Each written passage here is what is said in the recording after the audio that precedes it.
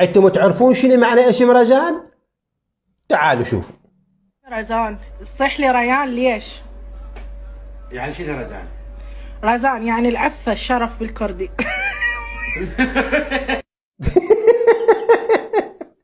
هاي شنو هاي؟ والله العظيم قوية منك هاي طلعت يا رزان، والله العظيم انه هي حتى هي ما مقتنعة. العفة والشرف ايه مبين، العفة والشرف ما شاء الله على العفة او على الشرف.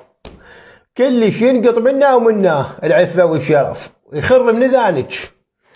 وين العفة وين الشرف يا بربوق؟ ها؟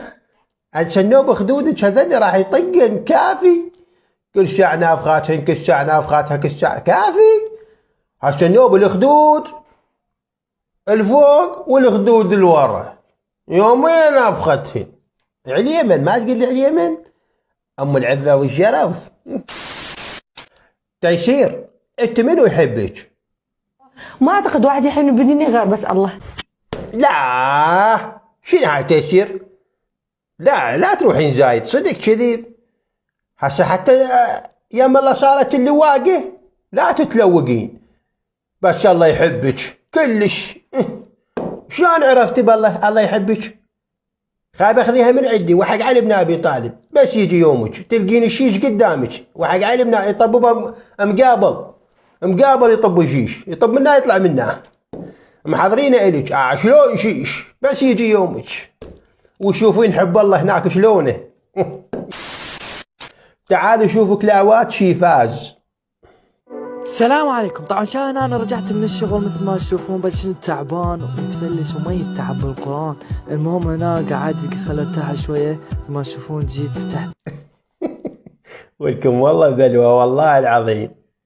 هو وين اكو فقير يلبس حذاء باد بوي سبورت؟ ها الماركة زين، ركزوا على الحذاء وشوفوا باد بوي. هذا السبورت هذا سعره $100 بالعراقي ما يقارب 145,000. زين اكو فقير يلبس هيك حذاء؟ عمي والله احنا ما نلبس هيك حذية. ها ما نلبس هيك اسعار. انا بحياتي كل حذائي ما عبر ال 15,000. ها وانت تلبس لي حذاء ماركة؟ شنو من فقير انت؟ ها ما تقول لي لا انه طالع بيه عماله رايح كان بالشغل ولابس هيك حذاء امت عيني. اي والله مسكين خطيه فقير ما عنده. اي والله.